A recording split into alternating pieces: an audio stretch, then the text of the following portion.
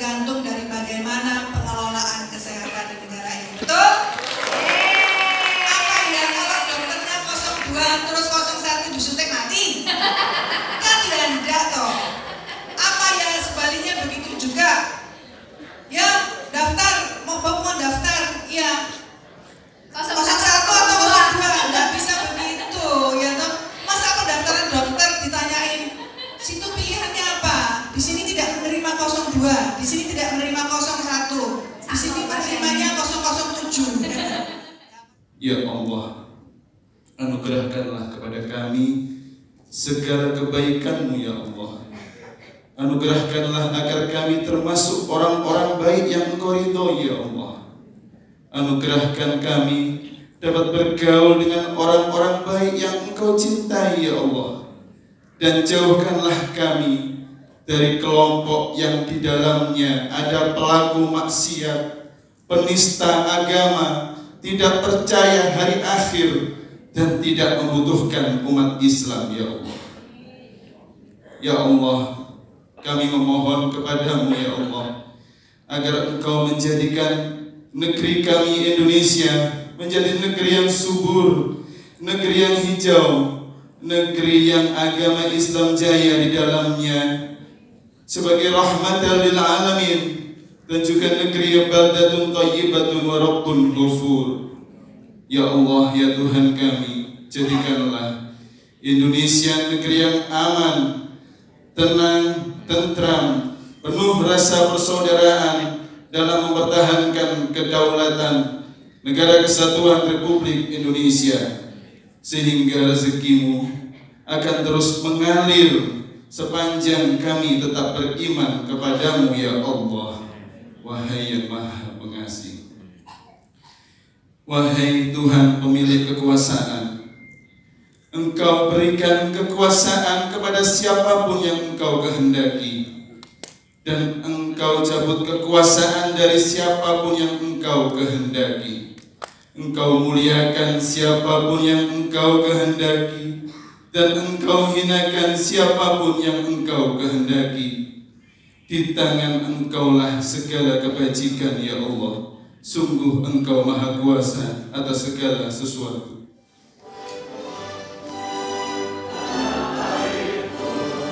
Tanah tumpah darahmu, di sanalah aku berdiri, jadi pandu ibuku. Indonesia kebangsaanku, bangsa dan tanah airku. Marilah kita berseru Indonesia.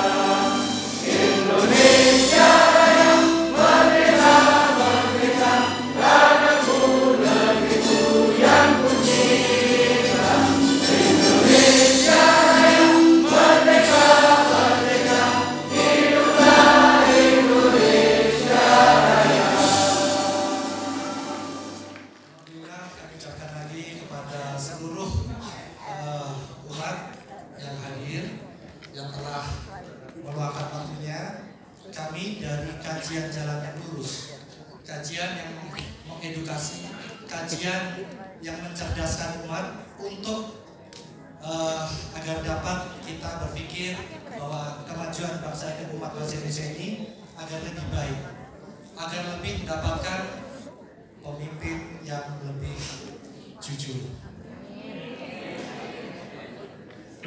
Hari ini adalah tinggal beberapa hari lagi kita akan menentukan pilihan. Entah kita memilih yang 01 atau 02, kita serahkan kepada pemilih. Di sini bukan untuk kampanye, tapi kita membuka jalan agar kita tahu mana jalan yang lurus. Terima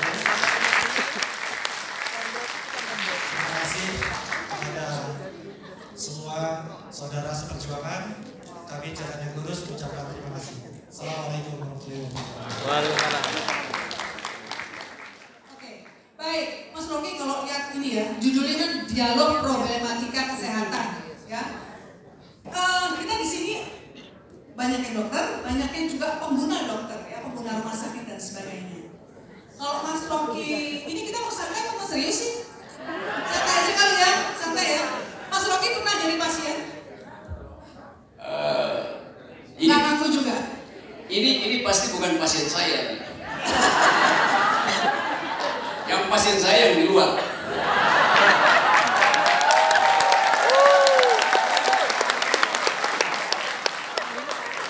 Ini pasti akal sehat semua. Jadi pasien saya adalah mereka yang mungkin memboikot acara ini. Itu pasien saya pasti. Tenang, ada FPI yang mengamankan. Dan nggak mau sehat, nggak mau pulih tuh. Jadi itu seringkali saya kasih placebo aja tuh. Ya Mas, ini kita ngomong rada serius dikit ya. Ntar kalau mau nembak-nembak boleh kok ya, boleh. Maksudnya ini kita lihat dari perspektif negara, ya, perspektif manajemen negara terhadap manajemen kesehatan. Ini kalau Anda melihat potret besarnya ini seperti apa, ya, nanti kita bisa juga berdialog dengan para dokter di sini. Yang Anda lihat mungkin sebagai pasien, ya, Anda pernah jadi pasien kan? Pasti. Anda pernah atau Anda mengamati atau Anda mendapat keluhan dari banyak orang. Itu kira-kira pengamatan Anda, what's wrong atau what's right? The wrong first. Kan dalil dari keadilan sosial pertama-tama adalah kesejahteraan rakyat, dan itu langsung terkait dengan prinsip kesehatan. Orang pasti memerlukan kesehatan supaya dia bisa menghasilkan yang lain. Jadi itu diagnosis pertama. Kan kalau dokter kalau belum dia kasih obat kan dia udah tahu kira-kira penyakitnya apa nih. Begitu masuk ruang praktek, dokter langsung bikin catatan di sheet-nya itu, tanpa depan, tanpa belakang, wajah, kondisi psikisnya. Tanpa bawah itu iya, itu perlu USG kalau tanpa bawah. Apa namanya? Pars inferior, betul ya istilahnya. Saya nggak mau bahas pars inferior, saya bahas pars superiornya, yang bagian atas di mana ada otak. Jadi kalau saya kasih pengamatan umum, problem kita hari ini adalah melakukan analisis. Analisis itu sama seperti tugas dokter, yaitu mengurai. Analisis kan artinya mengurai kan? Mengurai anatomi dari problem kesehatan kita. Kalau kita urai, sisa dari uraian itu adalah soal kejengkelan publik terhadap pelayanan. Itu masalahnya, kejengkelan terhadap pelayanan. Paradigm dari BPJS sebetulnya atau undang-undang yang mengatur kesehatan nasional adalah keadilan bagi semua rakyat. Itu desainnya tuh. Tapi kemudian desain itu dirusak oleh virus yang namanya pencitraan. Sehingga apa yang menjadi hak saya sebetulnya sebagai pasien tertunda karena fasilitas APBN dialihkan ke tempat lain. Jadi hak saya untuk dapat vitamin berubah menjadi hak BUMN untuk bikin beton misalnya kan. Itu soalnya kan. Padahal dari awal sebetulnya semua orang ingin agar supaya soal kesehatan itu jadi kepentingan dari semua orang. Nah sekarang ada masalah di mana problemnya tuh.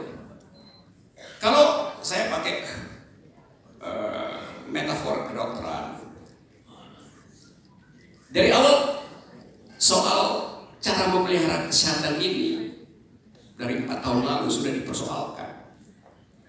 Karena prinsip BPJS itu sebenarnya kan social insurance, asuransi sosial. Asuransi sosial artinya saya mesti membayar. Kalau saya telat membayar, maka saya kena penalti tuh. Nah di situ masalahnya tuh. Kalau saya telat membayar artinya hak dasar saya untuk memperoleh kesehatan berhenti. Padahal undang-undang bilang 24 jam saya mesti dijamin kesehatan. Supaya saya cerdas, supaya balitanya cerdas.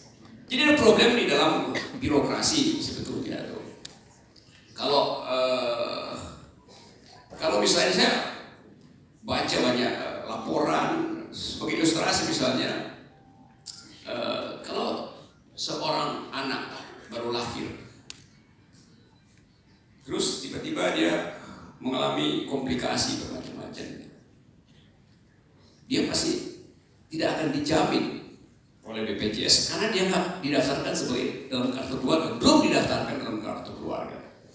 Jadi ada problem tentang siapa yang berhak memperoleh kesehatan. Harusnya dari dalam kandungan sudah dijamin kesehatan warga negara. Kalau misalnya kemudian ibunya meninggal misalnya, sebelum diganti kartu keluarga, maka dia mesti bayar iuran. Orang yang sudah meninggal masih mesti bayar iuran. Jadi ada problem tentang mendefinisikan siapa yang sebetulnya subjek dari kesehatan, pesertanya siapa. Karena basisnya adalah kartu keluarga, bukan individu. Jadi dari awal sebetulnya desainnya bagus, tapi implementasinya buruk betul. Kenapa begitu? Karena akhirnya dia jadi bisnis, jadi tempat untuk mengumpulkan uang BPJS itu. Untuk apa? Ya untuk disubsidi pada proyek-proyek mangkrak yang lain kan. Jadi kesehatan kita diasuransikan untuk proyek mangkrak. Itu yang jadi problem hari ini. Nah di sini ada begitu banyak pekerja medis yang juga tidak pernah dipikirkan efek dari kebijakan itu terhadap hidupnya sendiri. Nah, kalau saya kasih kritik, kebijakan BPJS itu adalah public policy, yaitu hasil tukar tambah kepentingan politik di legislatif, di partai-partai yang tidak berbasis pada public, pada social policy. Mestinya public policy itu, kalau saya belajar situ, public policy itu dasarnya adalah social policy itu. Sekarang public policy tidak didasarkan pada social policy, sehingga misalnya kalau ada seorang warga negara sakit, maka pemerintah akan bikin viral bahwa kami telah membantu sang pekerja selama 3 bulan sehingga dia sehat kembali. Jadi kami telah kan tugas konstitusi yaitu menjamin kesejahteraan. Nah, si pencari kesehatan ini dalam 3 bulan dia sembuh. Waktu dia pulang ke rumah, istrinya sodorkan ke dia daftar hutang dia di pasar, di warung keluarga. Karena selamat si suami atau kalau si istri yang sakit, selama si pencari nafkah di rumah sakit, keluarganya terlantar, nggak ada nafkah. Maka begitu si pencari pulang setelah sembuh 3 bulan, yang dia kolaps lagi karena dia mesti bayar hutang. Jadi ini desain yang ngaco. Kalau mengcover semuanya, langsung mengcover mereka sakit yang tidak punya kemampuan untuk membeli nutrisi minimal. Jadi itu soal-soal di dalam problem kesehatan kita. Nah, bagaimana mengatasi itu? Ya dari awal soal ini dibicarakan di LSM, saya ikut berbagai seminar tentang hal beginian. Tapi intinya pada hari-hari ini adalah kekurangan uang, itu soalnya kan. Sebetulnya nggak kekurangan uang bila pengaturan anggaran itu betul-betul rasional. Jadi cuman itu sebetulnya simpel. Tapi sekarang tidak mungkin pemerintah menyatakan kami akan memperbaiki karena ini tahun pencitraan. Jadi sangat disayangkan. Ya silakan potong di tempat mana aja. Lakukan intervensi vena. Saya bukan ini loh ya, apa namanya, yang suka motong-motong di ALS itu apa? Saya lupa nama orang-orang itu. Ada suka kasih subsidi waktu itu loh. Iklan. Ya pokoknya gitu deh. Niat saya beda ya sama mereka, niat saya beda. Ya, saya udah 2 kali di moderator dengan Mbak Baby. Ketiga kali hat-trick. Jadi kalau dia moderatornya saya 1 kali lagi, saya ganti KTP Surabaya.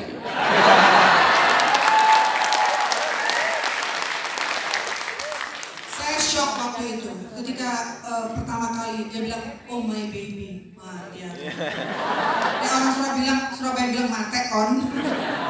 Ya oke lah, Mas Rocky gini deh, berulang kita sudah mengatakan bahwa uang nggak ada, dana itu sudah manajemen dana itu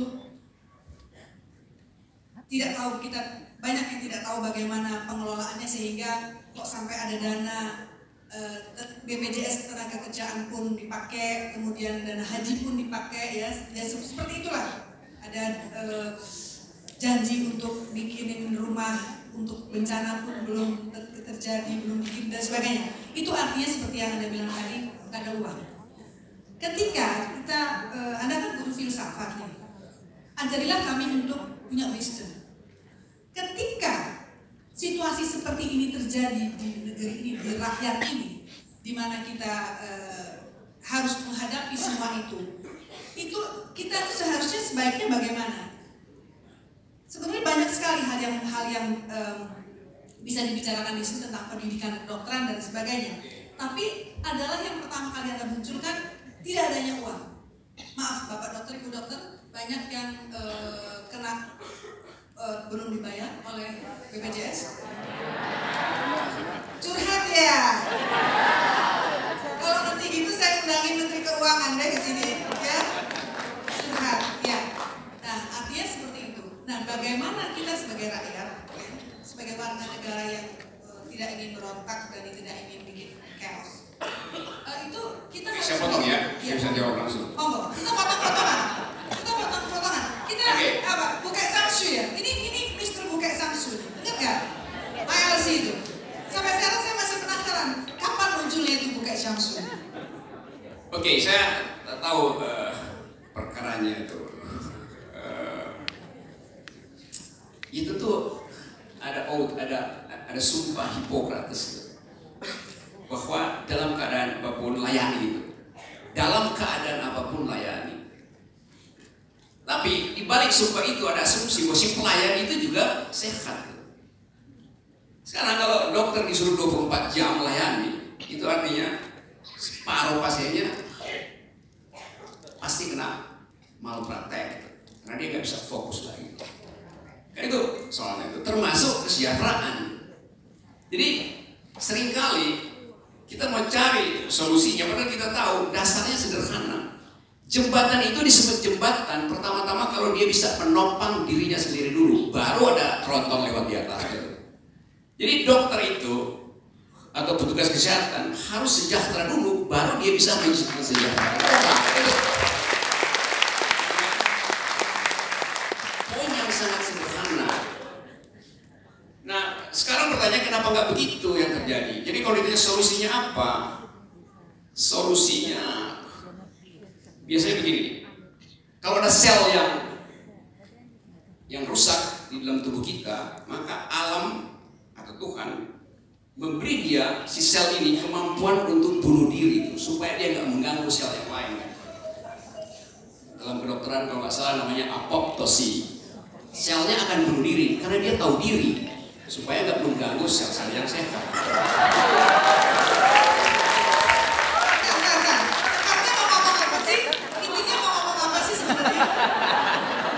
Jujurlah padaku. Aku tak mungkin bohong untuk hal yang menyangkut kesejahteraan tuh. Kalau selnya gagal bunuh diri, dia jadi ganas, dia justru metastasi. Jadi sekarang yang terjadi adalah selnya arogan untuk bunuh diri, lalu dia metastasi merusak sistem akal sehat bangsa ini.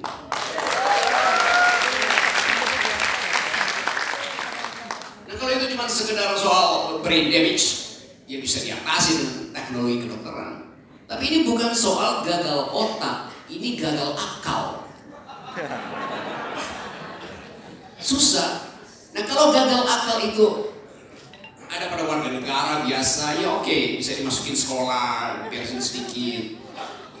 Tapi kalau gagal akal itu ada pada pemimpin tertinggi, di kepalanya kepala negara, ya itu mesti diganti. Bisa. Jadi logikanya begitu. Saya sabar. Saya nggak menyebut orang, tapi saya nyebut gejalanya begitu.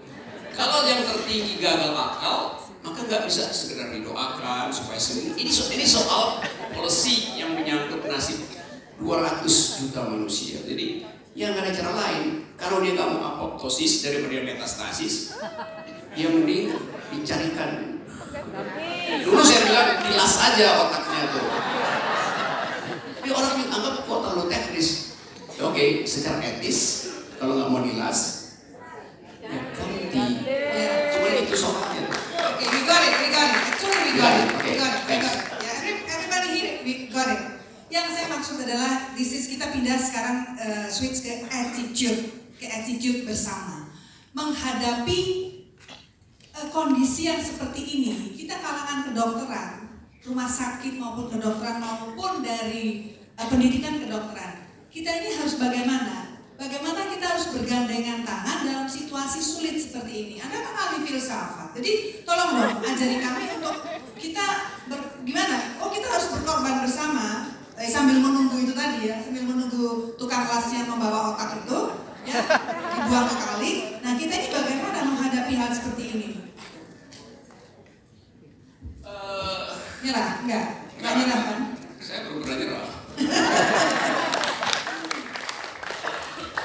Kalau kita lihat sinopsis dari persoalan tadi itu, kita nggak mungkin lakukan piecemeal treatment, sepotong-sepotong itu, karena ini menyangkut satu tubuh yang mengalami kondisi yang mungkin mendekati pembusukan. Jadi tubuh politik kita decaying, membusuk itu, sebelum jadi korupsi. Nah kita tahu bahwa segala macam upaya untuk meneliti kemungkinan untuk memperbaiki sel yang rusak tadi justru diabaikan oleh si pasien. Saya kasih terapi akal sehat, itu saya berusukan akal sehat kemana-mana tuh, masuk ke klinik-klinik akal sehat, yaitu universitas. Nah, dari situ kita bisa mendeteksi bahwa sebetulnya persediaan vitamin akal kita berlimpah. Saya masuk universitas yang paling sederhana di Sulawesi Tengah pun, Sulawesi Tenggara, pikirannya sama. Jadi sebetulnya kita nggak sakit. Saya ambil kesimpulan bahwa bangsa ini tidak sakit. Yang sakit adalah pemimpinnya. Itu soal akal sehat, saya gembira untuk bicara. Ini ada teman senior saya, Mas Momo, Sritomo, Dr. Sritomo, yang sebetulnya dari 10 tahun lalu kita kampanye tentang akal sehat. Kita bikin dulu Perhimpunan Indonesia Baru dengan dalil akal sehat. Tapi baru sekarang diberi kesempatan oleh semesta, si akal ini popping up itu, uploading. Jadi baru terlihat sekarang. Kenapa sekarang? Karena sekaranglah kegelapan itu merajalela, sehingga secercah, seberkas cahaya itu terlihat terang karena kegelapan. Dulu ya biasa aja sebetulnya tuh awalnya. Jadi ini ada 4 tahun kegelapan akal. Itu pentingnya kita mulai betul-betul kasih semacam psikologi tipping point, flicking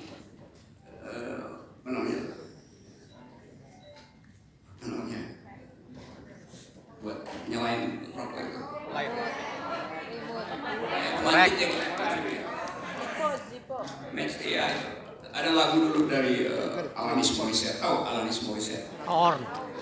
Penyanyi yang urakan tapi liriknya bagus. Dia bilang begini, dulunya Vicky ke sigaret sebenarnya. Ini ada dokter nggak boleh merokok. Tapi saya mau ambil metafornya. I have one hand in my pocket and the other one is flicking the cigarette. Jadi saya punya satu tangan di kantong dan tangan yang lain menyalakan api itu. Nah, tangan yang ada di sini itu biar dia begini sembunyiin tangannya. Karena nggak kelihatan. Ini saya lihat ada tempat di tanah. Mungkin saya juga ada ASN pas di sini. Karena yang punya kepentingan justru adalah ASN. Tapi ASN tidak boleh berbicara, kan ajaib kan. Padahal soal kesehatan, soal kemakmuran itu adalah urusan dari semua orang. Mau ASN kayak siapa. Kalau misalnya seorang ASN pulang kerja setelah 8 jam, dia bertemu dengan suami atau istrinya, di meja makan mereka bicara tentang kurangnya vitamin buat anaknya yang lagi PAUD. Itu pembicaraan politik. Jadi bagaimana mungkin menahan ASN bicara bila keadaan sosial kita memburuk? Karena itu ASN singkatan dari apa ya? Aparatur sipil negara. Bukan akal sehat, akal sakit ngaciro, bukan. ASN, akal sakit ngaciro. ASN itu akal sehat negeri. Akal sehat negeri. Bukan akal sakit ngaciro.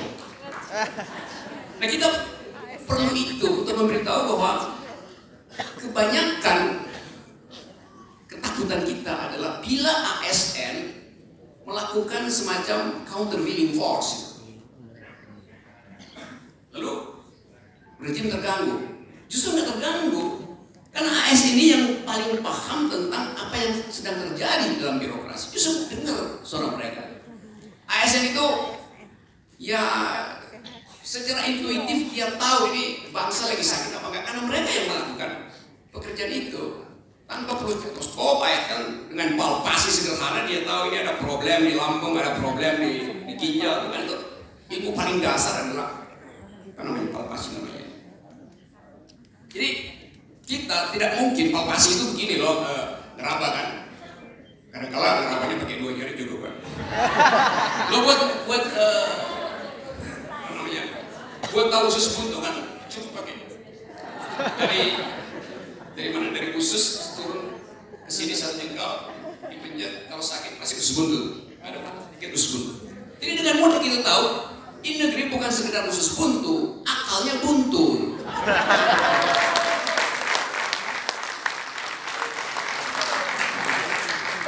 Ada delik nggak? Belum ya.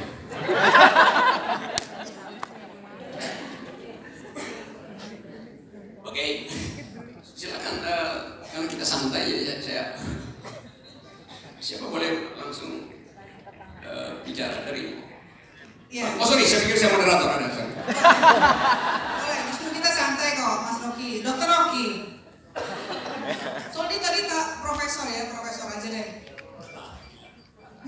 Profesor akal sehat maksudnya.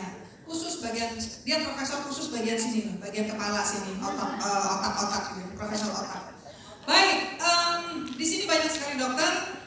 Monggo kalau ada yang mau langsung bersaut-sautan dengan Mas Rocky tentang masalah apa yang mau disampaikan, boleh kita ngobrol. Jadi ini dialog, ini kita ngobrol, bukan monolog ya. Kalau monolog beliau tuh 7 jam, 7 hari, 7 malam juga bisa ya.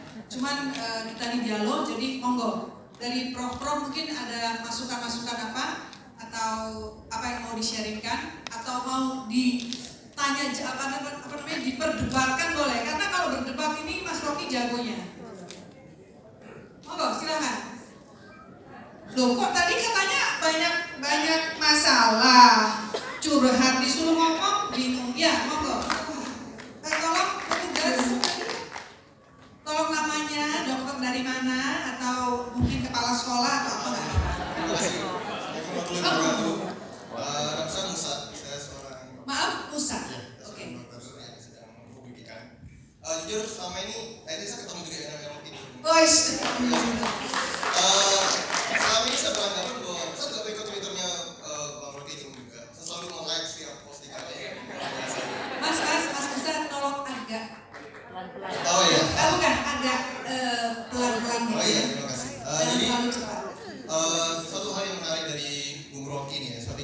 setelah saya mengikuti dialog singkat ini bahwa ternyata Bung Rocky ini orang yang tahu bukan sekadar kata-katanya yang jelimet dan rumit. Ternyata benar-benar tahu bahwa memang ada masalah dalam sistem kesehatan kita seperti itu. Seperti kita tahu bahwa sebenarnya dokter ini kan saat ini hanya digunakan sebagai hanya dua gitu. Pertama, dokter hanya sebagai alat pelurus rezim sendiri. Sebagai itu sebagai kampanye dan sebagainya. Hanya dilibatkan adalah seperti itu. Sedangkan yang menarik dari tim Prabowo Sandi ini menurut saya ketika dokter mau dilibatkan. Contohnya terakhir dokter Kamarudin Said ya. Yang saya tanyakan, kita tahu bahwa sejak tahun 1928 bahwa dokter itu adalah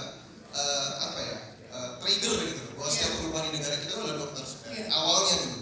Tapi saya sering berjalan zaman, dokternya hanya seperti macan tidur, seperti itu. Kebanyakan praktek soalnya, kebanyakan praktek.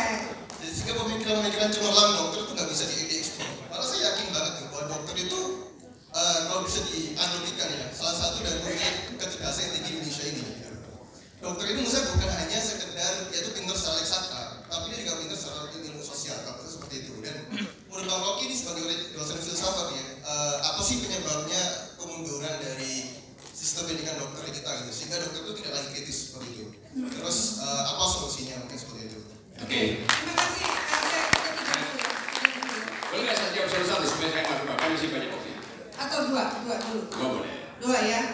Boleh dong saya berarti. Dua boleh. Dua boleh. Karena satu kurang. Saya pengen sekali-sekali berargumentasi sama Anda, berdebat. Jangan cuma ngomong saja. Meskipun dia pintar, saya nggak mau apa-apa dia ngomong saya iyain, saya nggak mau. Jadi dua ya, kata saya senang dua. Udah ya, jangan protes ya. Oke, Dr. Musa tentang sistem pendidikan ya. Kenapa kok terjadi kemunduran sikap kritis dari dokter ya, partisipasi dokter dalam politik ya. Kemudian satu lagi atau banyak lagi? Siapa? Banyaknya. Ya, oke. Ini dulu perempuan. Tadi saya tengah, sekarang saya kiri.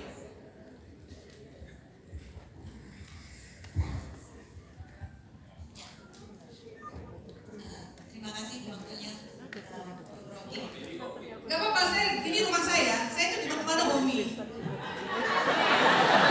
Saya tuh di mana-mana bisa ngapain aja. Berenang juga bisa di sini. Iya Mbak, dari mana? Saya Dr. Arya dari Lumajang. Dokter Arya. Dokter Arya dari Lumajang. Dokter Lumajang, monggo. Iya. Begini Bu Rocky. Seperti kita tahu kan, semua warga negara 2019 ini dipaksa untuk ikut BPJS yang anaknya dananya nggak ada, padahal hampir semuanya ini 80% lebih sudah ikut BPJS. Tetapi OJK sendiri dan banyak kementerian eselon itu tidak menggunakan BPJS, dananya juga mereka dikabarkan dikit. Nah itu dari mana? Jadi kita bingung juga sebagai ini kan dokter, sementara pasien kita yang cancer yang dosis tadi itu kan banyak banget, ini kita harus pikirnya bagaimana gitu loh. Sementara kalau tiba-tiba datang yang tadi pegawai-pegawai kayak gitu tuh minatnya kan langsung di refernya kan langsung yang kelas VIP ya. Itu bagaimana solusinya? Jadi kan kita gemes juga kan sama yang muda begitu kan. Demikian. Caranya gimana nih kita menyikapinya seperti itu? Iya, kalau ini attitude ya. Oke, Mas Musa dulu. Oke. Oh ya. Oh nggak kelihatan, balik lagi. Oke. Ya udah balik lagi. Pertanyaan Dokter Musa ini rumit dan menyeluruh. Saya lupa teksnya di mana tadi.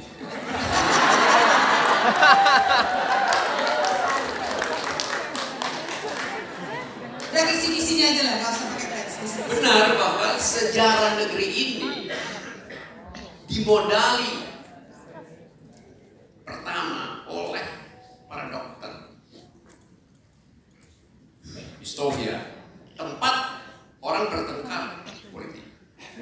Kalau kita datang ke gedung Kebangkitan Nasional di Jakarta, sampai sekarang masih ada beberapa buku yang di asrama itu yang bukan buku kedokteran, buku sejarah, buku filsafat, buku politik. Dokter dari dulu baca buku sejarah filsafat. ada Sinchan jadi dia. Tapi dari awal ada tradisi intelektual yang artinya paham seluruh wacana pikiran modern. Dan memang itu yang menjadi dasar dari bangsa ini. Negeri ini cuma butuh dua hal. Satu adalah nutrisi, dua adalah literasi. Nutrisi itu adalah bekal untuk memastikan bahwa otak balita itu tidak akan menciut di usia formative years-nya, supaya dia bisa compete dengan generasi milenial di Seattle, di California, di Bethesda. Karena itu yang dibutuhkan generasi ke depan itu. Jadi kalau nutrisi balita itu tidak bisa dipenuhi oleh pemerintah, karena pemerintah memilih untuk membeli aspal daripada membeli susu dan protein misalnya, maka dari awal kita bisa lihat akibatnya. Jadi nutrisi gagal disediakan oleh negara. Yang kedua literasi. Apalagi literasi. Saya nggak bisa bayangin misalnya kepala negara mengundang dokter, lalu dokternya bicara tentang public policy, bicara tentang environment, bicara tentang energy. Karena dokter hari ini paham semua itu, karena kan dunia ini nggak bisa diterangkan sekedar dengan 2-3 semester di fakultas kedokteran. Dibutuhkan pengetahuan lain karena interconnected di dalam kurikulum. Nah masalah kita, kurikulum di Indonesia misalnya, itu apalagi kurikulum negeri, tergantung pada APBN. Dan hanya boleh diubah 2 tahun sekali kurikulumnya. Kan begitu aturannya kan? Saya pernah jadi dosen, jadi saya tahu. Jadi kita nggak boleh rubah kurikulum, karena merubah kurikulum punya akibat pada anggaran. Nah sekarang bayangkan misalnya, di fakultas kedokteran diajarin kurikulum baru boleh berubah 2 tahun misalnya. Padahal yang diajarkan sekarang obatnya udah jadi racun, bukan lagi obat mutakhir. Secara bisnis BPJS akan memilih peserta yang mampu membayar. Yang ada fasilitas lain itu mereka nggak mampu membayar akan dikasih iuran oleh pemerintah. Tetapi saya katakan tadi BPJS ini lama-lama berubah jadi loket untuk menambal tabungan negara, untuk menambal APBN. Karena itu orientasi bisnisnya sangat tinggi. Tapi ada problem di situ. Misalnya si peserta BPJS ini dari perusahaan. Terus satu hari sebelum dia sakit, dia dipecat oleh perusahaan. BPJS nggak akan bayar. Karena dianggap itu adalah kewajiban perusahaan. Padahal sebetulnya undang-undang bukan begitu esensinya. Semua orang di cover kesejahteraannya. Jadi kalau dia dipecat oleh perusahaan, dia tetap warga negara.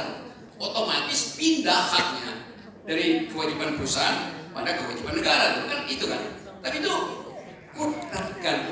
Dan saya dapat data bahwa yang ikut BPJS itu datang ke rumah sakit pakai Alfa, pakai Mercy, ya, karena ada uang masuk ke situ, VIP segala macam. Itu yang saya sebut sebagai ketidakadilan yang disembunyikan demi menambal APBN. Nah, praktek itu di bawah itu lebih gila lagi. Ya betul-betul ada kekacauan paradigma dalam soal kesehatan. Tapi intinya tetap satu, yaitu yang mau mengurai masalah ini tidak mampu mengurai. Kenapa? Terlalu banyak pembisik, terlalu banyak kepentingan ada di situ. Hanya orang yang punya visi yang ketat dan tepat terhadap adil dan makmur yang mampu mengurai itu. Bukan seseorang yang setiap hari terima segala macam nasihat lalu tampil dengan berbagai macam cara. Kita ingin agar supaya ke depan kita tidak lagi mengandalkan pencitraan Karena itu memperburuk pengetahuan kita, memperburuk kehidupan kita bersama. Hidup yang sehat itu hidup apa adanya, bukan hidup yang dibuat-buat. Itu soalnya. Ada siapa?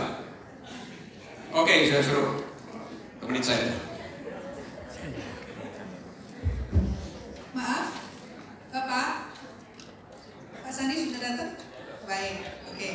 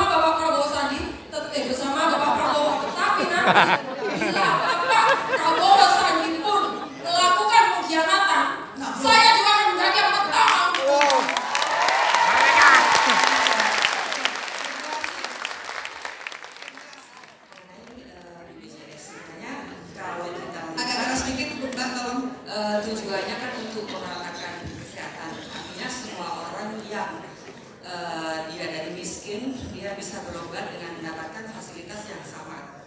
Dengan tentunya sekarang ada sistem namanya sistem rujukan.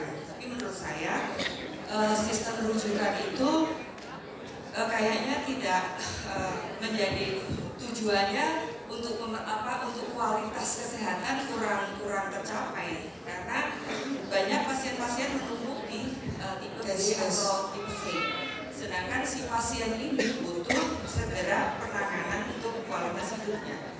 Misalnya pasien-pasien kanker ya, kebetulan saya menangani kanker, itu banyak yang antrian di tipe B atau tipe C, sehingga dia bisa misalnya operasi bisa nunggu berapa lama seperti itu kualitasnya akan terganggu.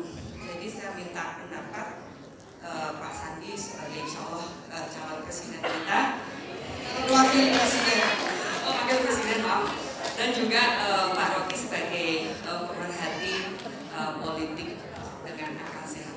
Terima kasih. Assalamualaikum. Oke, terima kasih. Karena setiap lagu itu dia mengaktifkan. Ini selalu dia ada problem dengan mic ya semua.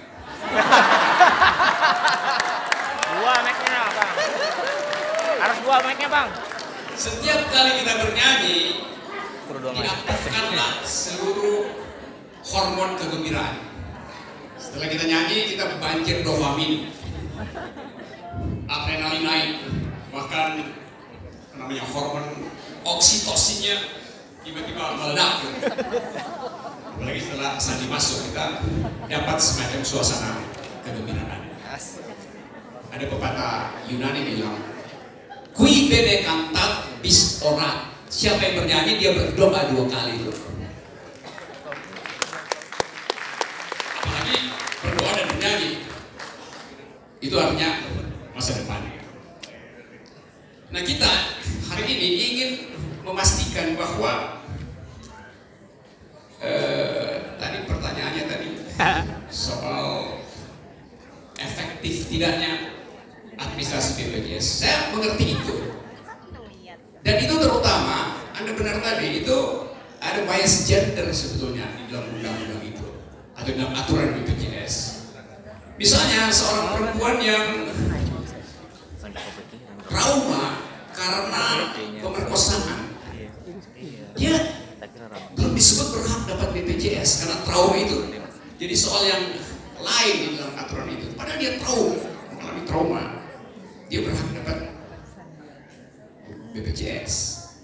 Atau perempuan yang habis digebukin suaminya karena suaminya ketahuan selingkuh, atau rumet karena elektabilitas si suami turun terus, lalu dia marah-marah, lalu dia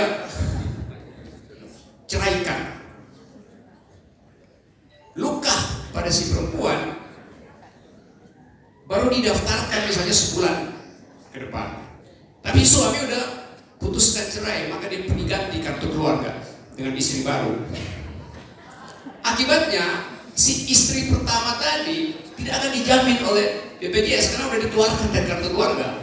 Nah, itu rumitnya kalau basis dari pelayanan sosial itu adalah kartu keluarga. Itu soalnya itu, logikanya di situ. Tapi saya tahu bahwa ini soal-soal teknis saja. Soal utamanya adalah beban yang diberikan pada BPJS untuk jadi penambal APBN, itu masalahnya. Jadi dari awal ada problem di dalam manajemennya, tapi saya yakin kita bisa selesaikan nanti itu. Nah, dokter-dokter tentu berupaya untuk bikin diagnosis yang paling tepat terhadap masalah bangsa ini. Dan yang kita perlukan adalah kita menginvestasikan akal sehat termasuk ke BPJS. Ini PR kita bersama. Ini gambaran besarnya. Ada pepatah mengatakan, siapa yang menebar angin akan menuai badai. Di kita di sini, siapa yang menebar akal akan menuai Indonesia menang. Terima kasih. Yang kedua. Pertanyaan yang kedua mau. Ambil alih. Ada pertanyaan lain? Ya, sebelah kiri dulu ya, saya pindah ke kiri. Ibu, satu. Saya pilih yang lebih muda ya. Oke. Millennials, dokter juga. Oke. Di sini cuma ada 2 kategori, kalau bukan dokter ya pasien. Pasti bukan pasien saya, karena pasien saya adalah mereka yang dulu. Ya, silakan Mbak. Assalamualaikum warahmatullahi wabarakatuh. Saya Musbita dari Mojokerto.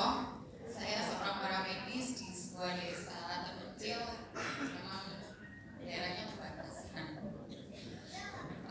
Maaf ya, saya agak kebutuhan karena ketemu. Oke, jangan khawatir, saya punya anestesi.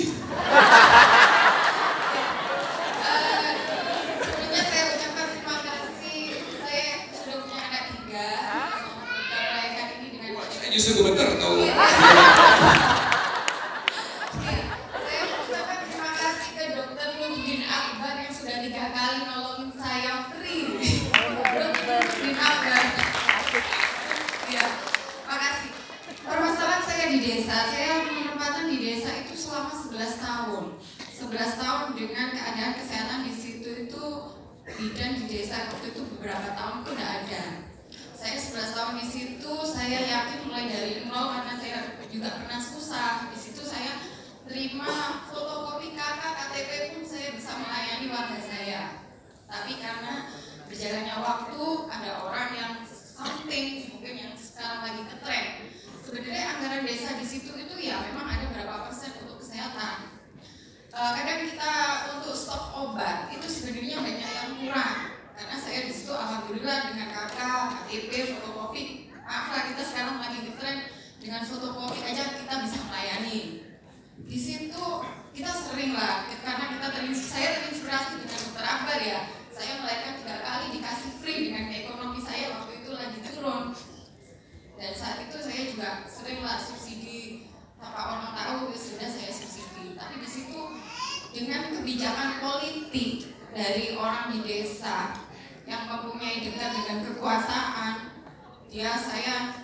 kembali lagi permasalahannya ke uang seperti Bang Rocky yang bilang tadi ya. Di situ akhirnya saya dibuat permasalahan yang nggak pernah saya inginkan. Dan waktu itu orang-orang di atas saya bilang gini, sudah kamu diem, saya suruh diem. Mungkin kalau dari pengamatan gaji akal sehat, mungkin saya ikut-ikut jadi orang nggak sehat. Ya, saya Bu Dokter agak langsung ringkas saja. Ya, di situ saya mengharapkan nanti di saat saya jagoan saya itu menang, sambil mengharapkan mulai dari bawah juga, apalagi yang di desa-desa yang paling terpencil, tolong kebijakan yang diberikan pemerintah itu jangan melihat dari kekuasaan. Tolong ditelusuri lagi. Ya, terima kasih. Terima kasih Bu Dokter. Saya juga ingin berterima kasih nih, sebetulnya selain daripada dokter-dokter yang hadir di sini, ada 2 dokter yang hari ini mendampingi saya. Satu Dokter Sebastian di belakang. Ini dokter yang hobinya polisi atau polisi yang hobinya dokter. Kepala Rumah Sakit Bayangkara yang di Bojonegoro mendampingi saya dari tim Alfa dari Polda.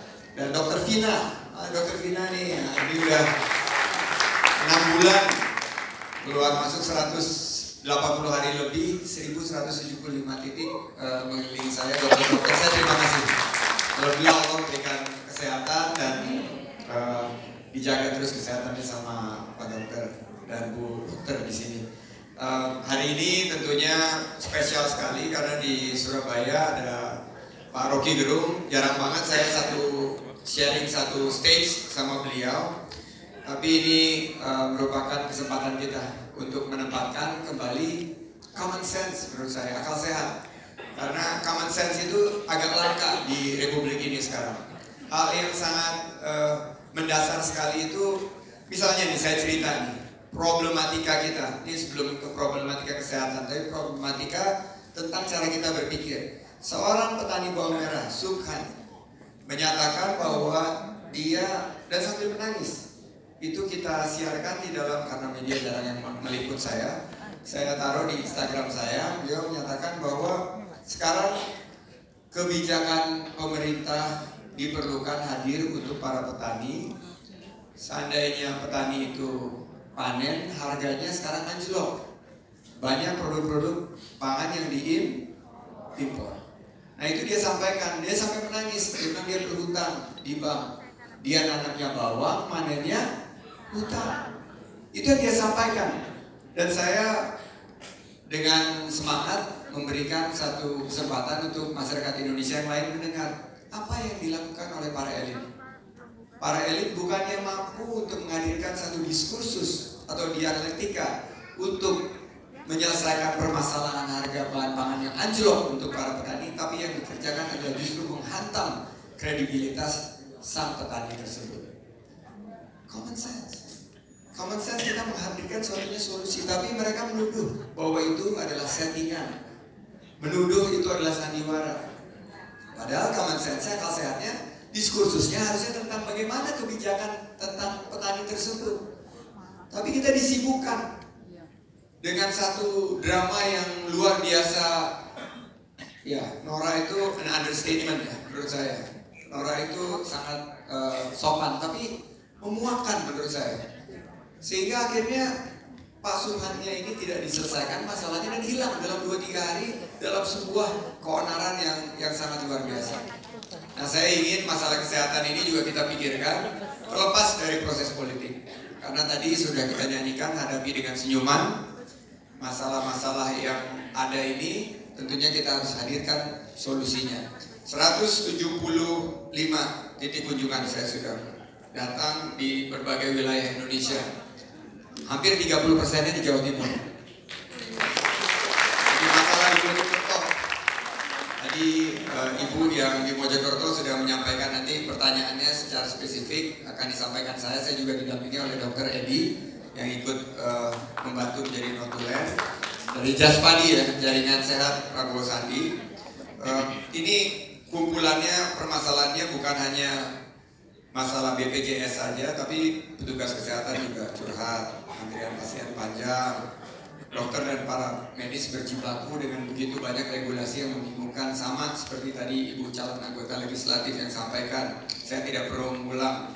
Tapi dari segi BPJS saja, saya ini kebetulan punya background keuangan dan investasi.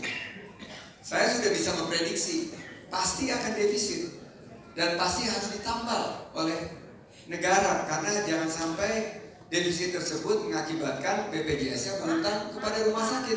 Dulu saya punya usaha juga rumah sakit dan sekarang dihutangin. Mereka bukan lagi menjadi pelayan kesehatan tapi menjadi loan provider kepada pemerintah. Berubah namanya. Dari tadinya rumah sakit A atau rumah sakit B menjadi rumah sakit A Finance. Karena memberikan pinjaman tanpa bunga. Dan akhirnya layanan kesehatannya turun, obat-obatan tidak terbeli, gaji terlambat, dan lain sebagainya. Nah itu permasalahan, tapi itu yang lalu biarlah berlalu. Yang lalu biarlah, karena the power of emak-emak siap menerjang. Tadi lagunya seperti itu. Dan saya yakin di bawah pemerintahan baru dengan pola pemerintahan yang tegas, pimpinan yang kuat, kita provide. Defisit itu simpel aja kok, jangan saling menyalahkan gitu. Dibenahi tata kelolanya secara profesional, berintegritas, dihitung betul. Masa nggak ada yang bisa ngitung sih satu Indonesia pinter-pinter begini, berapa perlunya? 16 triliun, disediain 16 triliun, begitu. As simple as that, sesederhana itu. Dan menurut saya itu butuh satu keberanian, satu keputusan, dan saya serahkan kepada para pegiat di bidang kesehatan, dokter, perawat, dan semuanya.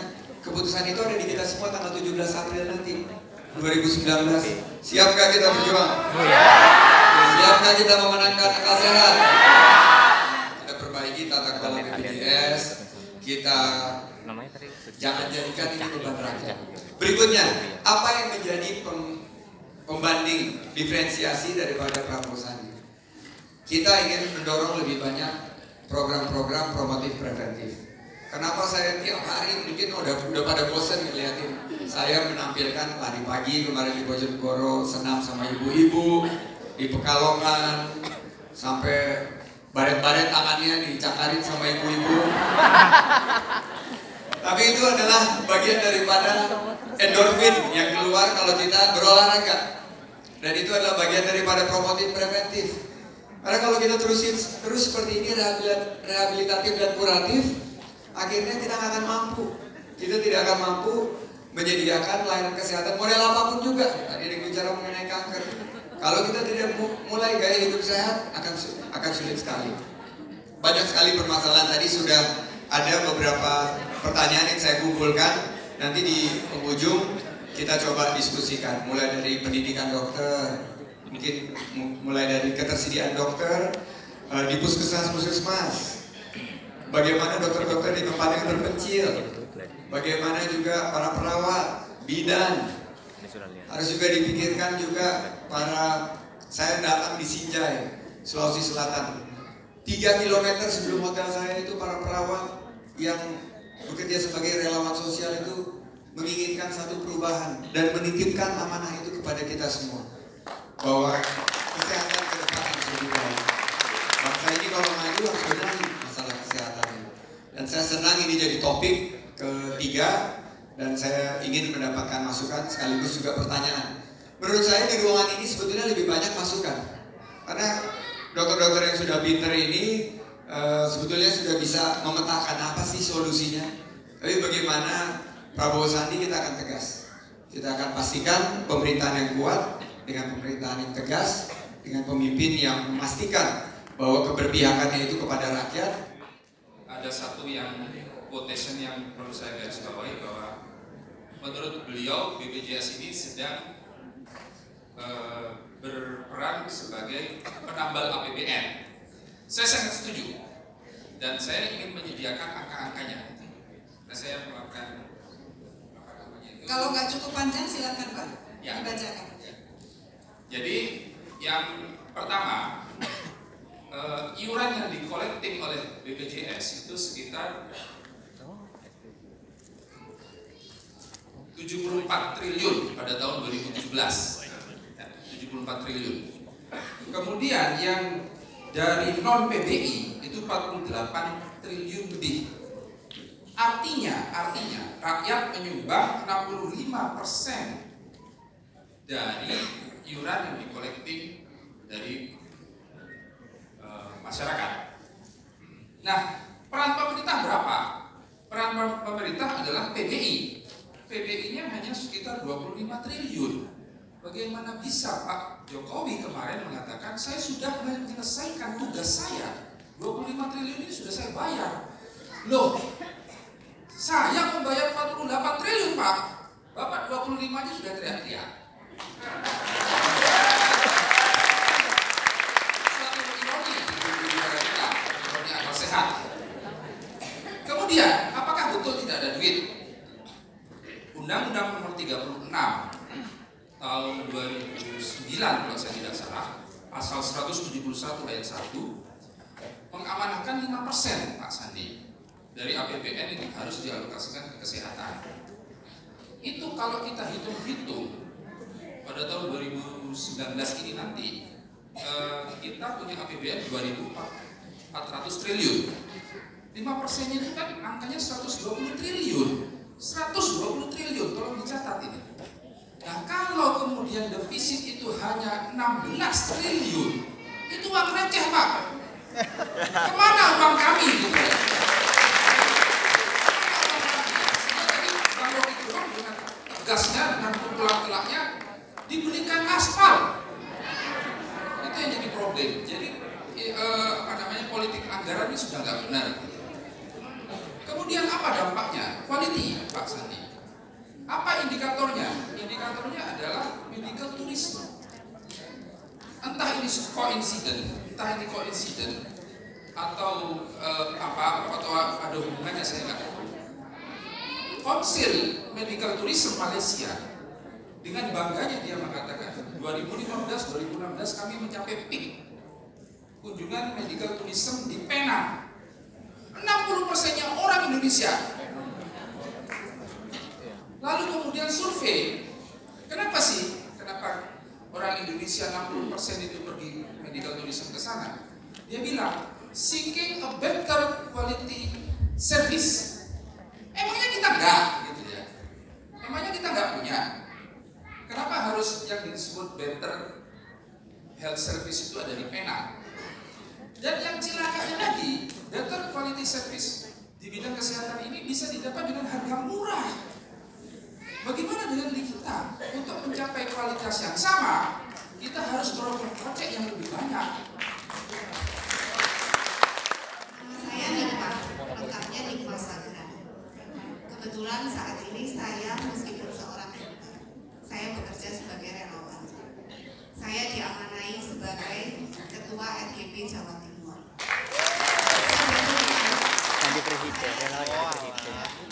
Siap untuk bicara di sini, saya tidak akan bicara. Tapi karena tadi Bang Sandi mengatakan memberi saran, sehingga saya maju untuk memberi saran. Saya sebagai dokter praktek mandiri, latar belakang saya. Jujur, saya tidak ikut kerja sama BPJS. Karena Bang Sandi tahu berapa rupiah yang diberikan untuk dokter layanan primer seperti saya. Rp8.000 per kapitasi per bulan. Sebentar, saya lanjutkan. Jadi yang diberikan pada saya dokter layanan primer, dokter praktek mandiri, dokter umum. Saya juga di PDUI Jawa Timur sebagai bendahara Perhimpunan Dokter Umum Indonesia. Jadi kami dokter layanan primer Bang Sandi Rp8.000 per bulan per kapitasi. Seandainya per kapitasi itu per kepala. Jadi kalau per kepala itu berkunjung ke kami 3 kali, harganya tetap 8.000. Itu termasuk jasa dokter, obat, laboratorium. Karena itu saya memilih tidak bekerja sama dengan BPJS. Karena saya cukup dari praktek mandiri saya menolak. Saya tidak mau dihargai serendah itu. Saya tidak mau. Jadi saya cukup dari praktek mandiri saya tanpa kerjasama dengan BPJS. Beberapa teman saya mengatakan setelah BPJS ini wajib di 2019 praktekmu akan mati. Saya bilang tidak. Saya punya konsumen sendiri, saya punya customer sendiri, dan saya yakin praktek saya tidak akan mati. Ini saran saya, tadi ini kembali ke saran Rp8.000, kalau toh tetap harus Rp8.000 Bang Sandi, itu hanya jasa dokter seharusnya. Tidak boleh termasuk kapitasi obat di situ, tidak boleh termasuk kapitasi laboratorium di situ. Itu dolim. BPJS itu sistem yang baik, sudah dikaji dengan undang-undang, sudah dikaji dengan mendalam dan sudah ada undang-undangnya. Ibarat kalau mobil ini, saya ibaratkan mobil ini mobil yang sudah cukup baik. Namun mobilnya mobil Mercy lah, ya, Nissan ya, lebih bagus dari Nissan. Kalau dilihat dari ini mobilnya ini, saya bisa bilang mobil Mercy. BPJS itu udah dipikirin semua sebagai mendalam, dan tapi bensin yang dikasih ya minyak tanah gitu, rusak mesinnya jadinya. Jadi saya pernah di DKI sama Pak Edi, kita gagas ada konsep, akhirnya disetujui Pak Anies juga, bahwa harus Jakarta harus universal. Oleh karena itu kita babat semua, kita bayarin semuanya dan dimasukkan TBI-nya itu di APBD. Nah ini Jakarta merupakan salah satu, kita itu menyediakan, saya lupa berapa triliun ya, hampir 1,6 triliun. Akhirnya kita mencapai 95%, dan itu merupakan salah satu dari provinsi pertama yang universal. Tapi saya sepakat bahwa ini ada salah pengelolaannya, dan tata kelolanya itu sebetulnya harus dihitung dengan baik, dengan aktuaria dan profesional. Itu bisa dihitung berapa yang bisa ditanggung pemerintah, berapa yang harus ditanggung oleh pihak non pemerintah, pembayar termasuk masyarakat, dan dari situ kita tahu layanan kesehatan seperti apa yang bisa diberikan. Jangan kita acak aduk gitu, pembayarannya cuma minim, tapi yang dibutuhkan dan juga tidak ada kontrolnya, fungsi pengawasannya sangat lemah. Nah ini saya yakin dengan yang diamanatkan bahwa 5% itu harus masuk ke kesehatan, kita bisa kok, cukup 120 itu cukup banget. Saya yakin juga kalau dikelola, dan kalau boleh saya mengusulkan bahwa BPJS itu nggak boleh jadi super body. BPJS itu kalau jadi super body, power tends to corrupt, and absolute power corrupt absolutely. Corrupt bukan artinya korupsi ya, tapi corrupt cara berpikir, cara mindset dan mengerjakannya. Jadi menurut saya, ya harus ada sinergi dengan Kementerian Kesehatan. Sangat membingungkan kalau Kementerian Kesehatan dan BPJS bersilang pendapat, masyarakat akhirnya dirugikan. Jadi saya sepakat Pak, itu hitungannya kita sudah menerjunkan tim khusus di Prabowo Sandi. Kita harapkan kalau Allah kasih amanah ini kepada kita benahilah BPJS. Kita berjuang bersama, siap nggak berjuang bersama? Kita benahi BPJS. jangan sampai ada defisit. Nggak boleh ngutangin rumah sakit. Saya kemarin di Jawa Tengah, dari Muhammadiyah, kumpulan rumah sakit Muhammadiyah se-Jawa Tengah diutangin hampir 350 miliar. Itu luar biasa sekali. Dan RSUD di Jakarta 1,5 triliun diutangin. Akhirnya saya kan nggak bisa karena tangan saya diikat. APBD nggak menganggarkan untuk memberikan dana tambahan daripada saya masuk UI. Akhirnya kita harus meminjam uang ke Bank DKI untuk menutup defisit yang ada di RSUD di Jakarta. Ini di Jakarta. Bagaimana di daerah-daerah lain? Amburadulnya mungkin lebih dari DKI karena DKI itu kan semua ngeliatin gitu, semua ngurusin. Nah ini Pak Tauhid, insya Allah kita punya kesempatan ini. Sekali lagi pendekatannya adalah pendekatan pembenahan. BPJS-nya kita perbaiki, sistemnya sudah bagus, tinggal kita kelola dengan lebih profesional dan berintegritas. Ibu Nima, ya 8.000 ini saya sudah dengar keluhannya dan ya memang nggak akan bisa lah menutup untuk jasa dokter, laborat dan juga obatnya. Banyak juga yang mengeluh. Nah saya bersyukur ya Ibu nggak kehilangan pasiennya, karena pasien itu customer itu sama, kalau udah cocok nggak mau pindah ke tempat lain. Betul ya? Mau itu BPJS atau enggak. Nah seperti ini adalah bagian daripada pengelolaan kita ke depan. Dan saya banyak catatannya di sini sebetulnya. Catatannya salah satu yang masalah-masalah yang berkaitan BPJS perlu ada perbaikan kebijakan dan tata kelola tadi yang jelas dulu. Pemerintah itu dipilih oleh, jadi kebijakannya harus berpihak kepada simple, common sense menurut saya. 8.000 itu berpihak nggak kepada rakyat?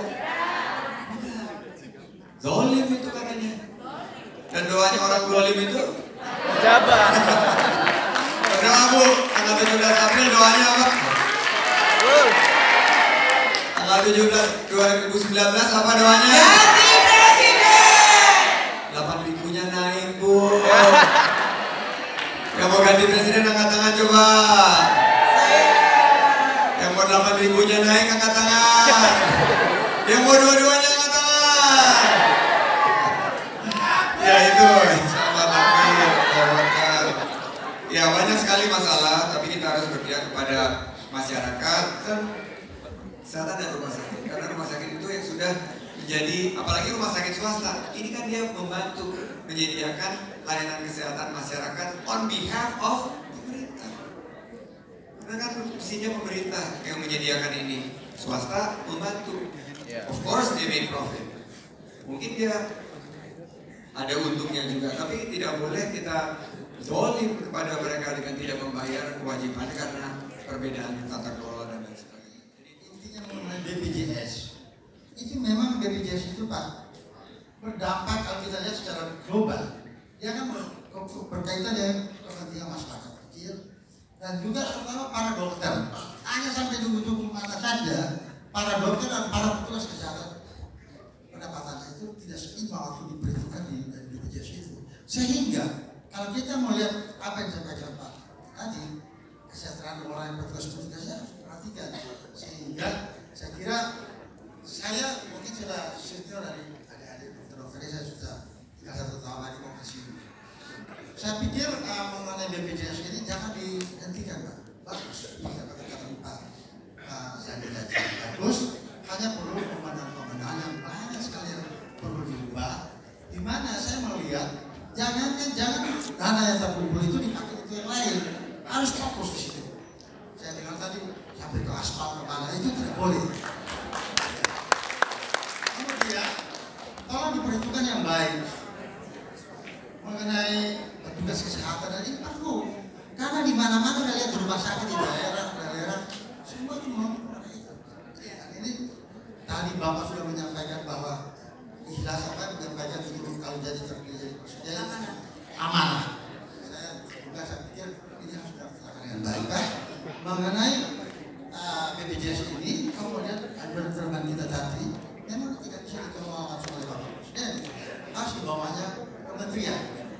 Kemudian yang satu belum diolah butuh para petugas-petugas BPJS. Saya lihat di situ mengenai perbedaan antara miskin dan kaya itu tidak diatur dengan baik, sehingga banyak disodot oleh orang-orang kaya ini mengenai uang yang tersebut ini. Ya, okay. Contohnya, satu, orang kaya masuk rumah sakit, mau masuk rumah sakit, ngurus BPJS pada saat itu kan kita kali. Ya. Itu mestinya kalau kita ideal, mau adil sama yang miskin ini, kita mesti kasih waktu dia untuk orang-orang kaya. Mungkin dalam waktu 10 tahun atau iuran dulu baru jadi sedangkan asuransi aja mengatur begitu kan, kita tidak bisa atur. Tadi saya teringat pertanyaan para tenaga-tenaga kita yang cukup banyak yang ahli, masa tidak bisa begitu atau begitu? Saya tetangganya Rahel Mariam. Makanya mirip atas. Jadi saya mewakili Aliansi Apoteker Pemenangan Prabowo Sandi. Sudah deklarasi. Oke. Ya, jadi mungkin rekan-rekan juga rekan-rekan dokter, ya. Dokter sama apoteker itu sebetulnya adalah dua profesi yang seiring sejalan, yang nanti bisa memajukan sistem kesehatan nasional, terutama BPJS. Jadi saya nggak bertanya, tetapi mau memberikan masukan. Ya. Tadi sudah dikatakan bahwa kenapa kapitasi segala macam itu bisa rendah. Kenapa? Karena salah satunya kalau saya tanya ke yang menghitung BPJS, karena ada program-program yang gratisan dimasukkan ke situ, ya. Sehingga dana yang sudah dihitung akhirnya ya otomatis akan terbagi lebih banyak.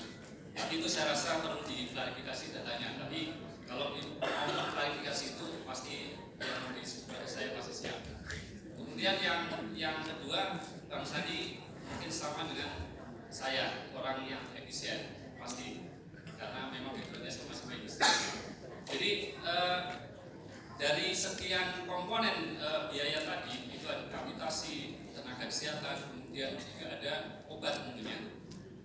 Nah, obat itu bahan bakunya impor. Ya. Kalau boleh saya katakan 95 itu impor, garam pun impor. Saya katakan begitu. Padahal Madura itu tidak punya garam. Kenapa kita harus impor? Karena tidak ada Saya fans banget.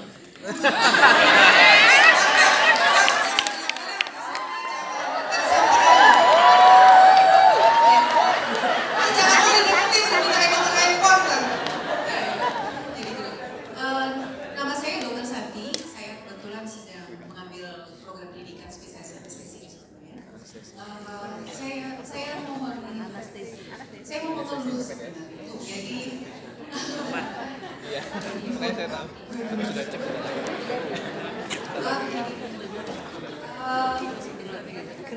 Kelihatan. Saya bantu mau ngomong apa sih? Mau ngomong apa coba?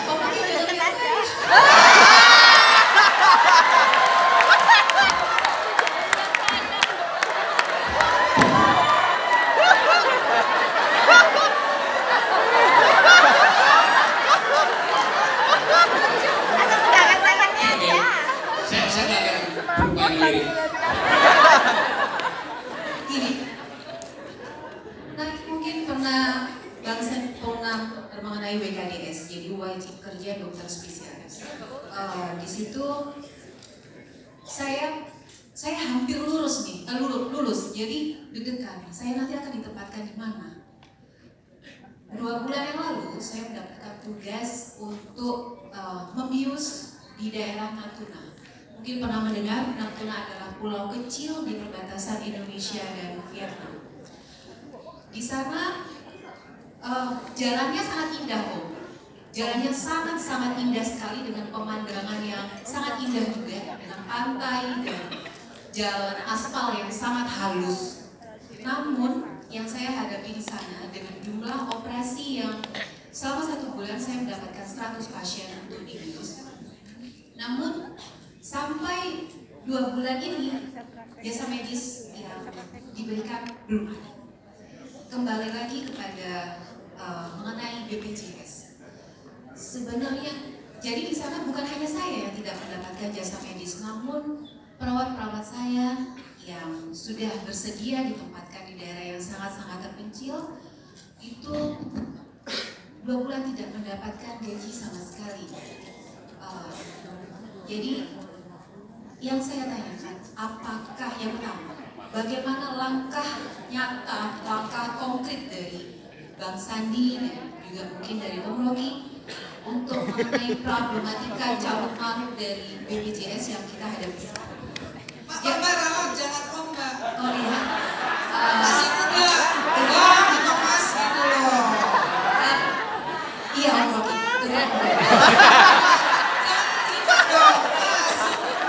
Ya, itu yang pertama Om. Yang kedua,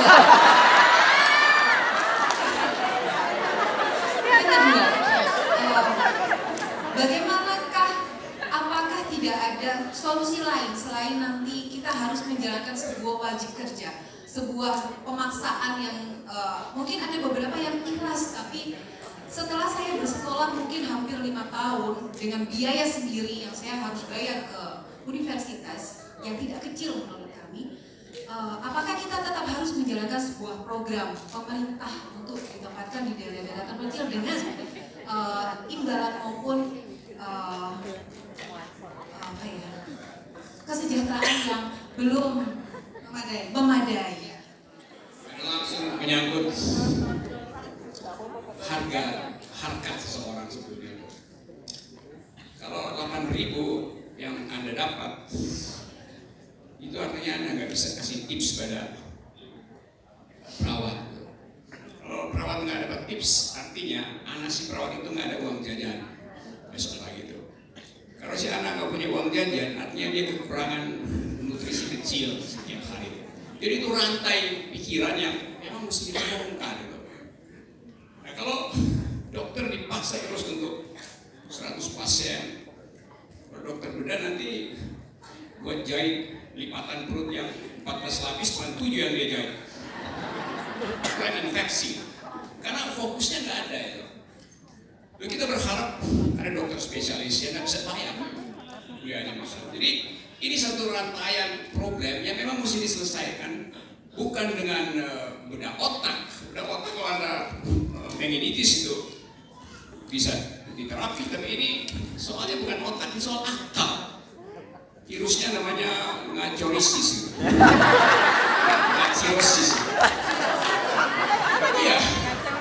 Kalau sekarang appendicitis ya oke itu antibiotika. Tapi kalau ngacorisis, ngacirosis, itu ya ganti akal. Kalau dibilang ada obat nggak ada obatnya. Jadi kita mesti berpikir total dalam soal semacam ini. Ada obat, tapi obatnya nanti apa namanya? Iya itu soal. Sandi berupaya dengan Pak Prabowo untuk membongkar persembunyian dari akal bulus kebijakan. Saya ingin pastikan bahwa nanti kalau kita sakit kita dikasih obat, tapi kalau obatnya keluar saya jadi racun. Nanti 17 April ada obat yang kadaluarsa. Jadi kita buang aja obat itu. Ya, obat yang sudah kadaluarsa tidak layak untuk menterapi bangsa ini. Nama obat itu adalah ngaciro. Terima kasih Om Mas. Dulu pernah bertemu di bisnis medical forum di Jakarta. Dan tadi kita banyak bicara soal BPJS. Saya kepingin sebenarnya mendengarkan konsep Prabowo Sandi mengenai bagaimana meningkatkan trust terhadap dunia kedokteran Indonesia. Sekarang mungkin kita kadang-kadang terasa agak inferior. Saya nggak bicara terhadap tadi di ASEAN saja, Singapura, Pineng dan sebagainya, kita seolah-olah kita hanya sebagai tempat transit sebelum pengobatan yang lebih definitif, lebih sempurna. Saya ingat waktu saya pernah di Singapura, ada kasus medical legal case. Maaf, dok agak keras dikit. Kasus di Singapura waktu itu terjadi malpraktek, blow up di media luar biasa. 2 hari berita itu hilang. Saya melihat bagaimana government of Singapura itu bisa menyelesaikan itu dengan baik sekali, karena mereka tahu bahwa ini adalah trust terhadap medical bisnis mereka. Yang saya belum lihat itu ada di negara kita. Di sini kalau terjadi suatu malpraktek luar biasa, sehingga kolega-kolega saya itu benar-benar terpuruk. Padahal belum tentu mereka salah. Itu yang pertama. Jadi saya pengen mendengar konsep Prabowo Sandi bagaimana meningkatkan trust terhadap kedokteran Indonesia. Dulu Malaysia belajar ke kita, dokter-dokter. Sekarang kita kirim pasien ke mereka. Dr. Tauhid tadi mengatakan kolega saya 60% pasien di Penang atau di Indonesia. Itu pertanyaan saya. Saya dari Public Health, saya adalah Dewan dari Ketua Anggota Persapmi Persatuan Sarjana Kesehatan Masyarakat Indonesia. Nah, sebenarnya saya sangat suka sekali dengan apa yang tadi Bang Sandi katakan, bahwa prevention dan promotion merupakan ujung utama yang harus sekarang mulai ditingkatkan. Karena saya yakin bahwa angka BPJS, angka kesakitan bisa turun apabila 2 persoalan itu bisa dilakukan dengan baik. Nah, kemudian bicara dengan prevention, saya biasa menganggap prevention sebagai kesehatan pencegahan. Buat saya kesehatan ada 2, kesehatan pencegahan dan kesehatan pengobatan. Saya bekerja di ranah kesehatan pencegahan. Kalau saya lihat bahwa ini sama sekali tidak jalan. Bagaimana sanitasi yang buruk, bagaimana angka demam berdarah dengan lingkungan yang tidak sehat, bagaimana pangan yang sangat tidak berkualitas tersedia di masyarakat. Berbicara tentang pangan, untuk topik besok sebetulnya, saya adalah konsultan untuk ketahanan pangan. Di salah satu organisasi dunia, saya menjadi konsultannya, yang saya diminta menangani ketahanan pangan di urban area. Ketahanan pangan urban area ada 2 persoalannya, stunting dan obesitas. Ya. Kemudian orang banyak bicara berapa banyak beras, berapa banyak telur, berapa banyak daging. Sebetulnya kalau kota, semua pangan akan dijual ke kota. Semua orang bisa beli berapapun harganya. Tetapi coba lihat, Bang Sandi kan sering ke pasar. Coba lihat kualitas pangan, sangat buruk. Bagaimana tata kelola pasar berjalan? Bapak Ibu sekarang bisa lihat di mana ayam dipotong. Ayam dipotong di pasar. Air apa yang digunakan? Dan kita membelinya. Bagaimana daging sapi diolah? Apakah Bang Sandi sudah ke rumah potong hewan? Nah, bagaimana situasi rumah potong hewan? Saya nggak tahu kalau di Jakarta. Kalau di Jawa Timur, lihat betapa buruknya. Dan di situ adalah sumber dari penyakit. Ada beberapa rekan-rekan saya juga yang menyatakan bahwa mereka mendapatkan mulai dari yang sangat simpel kayak check up sampai treatment. Kemarin ada seorang Pak Kiai yang sangat ternama juga dirawatnya juga di Penang. Itu nyambung tadi sama Pak Dr. Fahri di sana gitu. Pertama mengenai mindset, saya ingin juga mengajak sebetulnya ya. Dan ini pekerjaan itu pekerjaan besar, nggak bisa dikerjakan sendiri. Oh, kita tepuk tangan dulu nih, ada Pak Priyo Budi Santoso dari Wakil Ketua kita, Sekjen dari Partai Berkarya, Wakil Ketua DPR 2009-2014. Jadi saya ingin mengajak mindset bahwa dokter-dokter terbaik itu justru dari Indonesia, kalau saya lihat ya. Karena mereka lengkap gitu, dengan segala keterbatasannya mesti menghandle penyakit, terutama penyakit-penyakit tropis gitu. Nggak akan bisa gitu mereka yang di negara lain itu menangani penyakit-penyakit sekompleks yang ada di Indonesia. Jadi ini yang harus dibenahi dan janganlah saling menyalahkan lagi, karena saya sudah katakan urat baper saya, urat pesimis saya, urat negatif saya sudah hampir hilang. Saya ingin menanamkan optimisme, menanamkan motivasi kita mulai kita mulai dengan branding aja, karena mindset itu sekarang paling mudah diubah dengan suatu gerakan kampanye yang sangat masif menggunakan teknologi dan digital, bahwa Indonesia siap. Dan kebijakan pajak fiskal itu mestinya menjadi tools, bukan hanya untuk penerimaan negara, tapi untuk kebijakan kita memperkuat sektor kesehatan kita misalnya. Jadi tadi disampaikan bagaimana kalau pajak peralatan medis, alat-alat kedokteran itu mahal, itu yang mesti dikurangi. Salah satu tools juga yang harus kita tingkatkan adalah bagaimana orang-orang yang berobat ke luar negeri. Itu juga harus ada insentif dan disinsentifnya. Dan kalau memang benar-benar tidak ada layanan yang bisa dikerjakan di sini, tapi mereka masih memilih, berarti kan it's about choice, tentang pilihan mereka. Nah ini yang harus kita mulai pikirkan secara seksama, baik kita dorong agar ya kita punya kebanggaan untuk dirasakan oleh semua, bahwa dokter-dokter kita, perawat-perawat kita, rumah sakit kita nggak kalah sama rumah sakit di luar negeri. Nah ini yang butuh memang gerakan itu dari kita sendiri. Kapan dimulainya? Hari ini, dan mulai dari hal-hal yang kecil. Tadi yang Dr. Fahri sampaikan, Prabowo Sandi. Tadi pertanyaan mengenai perawat ya, tempat terpencil Banyuwangi ya Bu ya, Pepes Banyuwangi Bu ya. Hidup Pepes.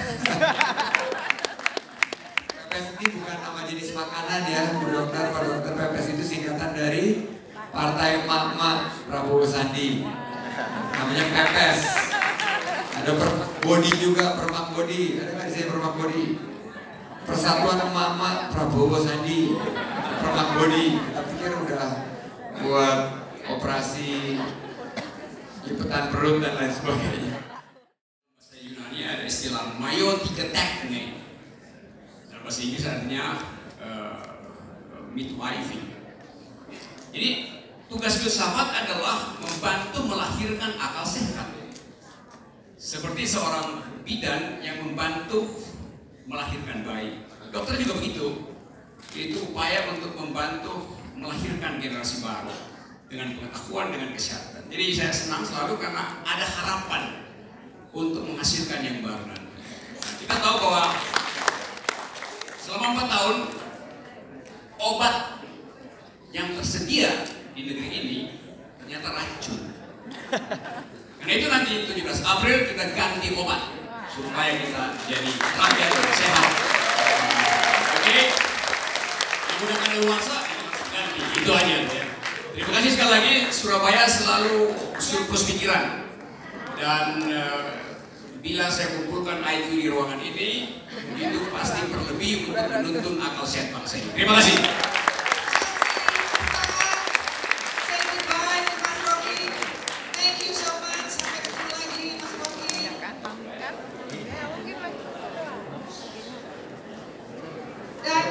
Kita di sini jangan kemana-mana dulu, belum selesai acaranya.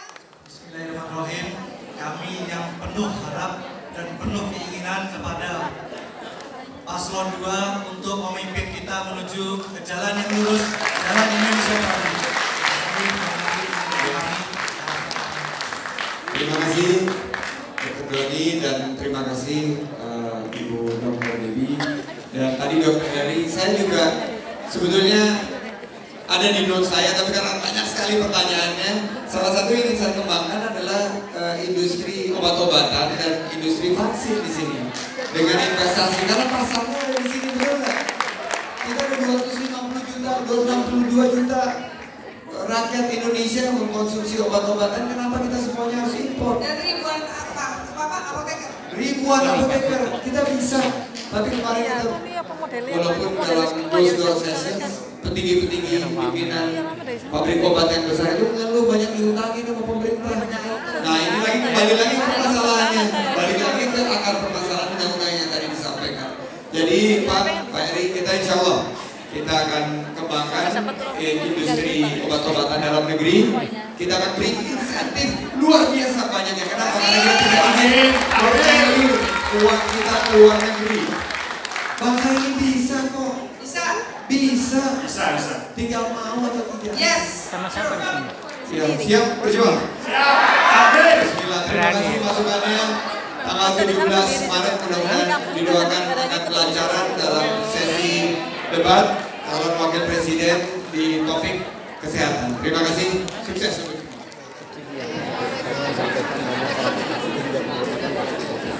Jadi itu perlu pengawasan yang sangat ketat. BPJS di bawah Prabowo Sandi akan dipastikan memiliki sumber dana yang cukup, akan memperhatikan pembayaran kepada rumah sakit. Tidak boleh ada yang terlambat dari rumah sakit. Dokter gajinya juga tidak boleh terlambat. Kesejahteraan dokter harus kita tingkatkan juga untuk perawat dan semua petugas kesehatan. Rumah sakit ini harus dikelola sehingga bisa bukan hanya mandiri, tapi juga bisa bersaing dengan tadi disebutkan tentang Malaysia misalnya atau di Singapura. Karena dokter-dokter kita hebat-hebat. Dokter-dokter kita punya kemampuan untuk menangani penyakit-penyakit yang kompleks kalau diberikan kebijakan yang lebih berpihak kepada masyarakat dan kepada dokter. Untuk yang sudah ekspansi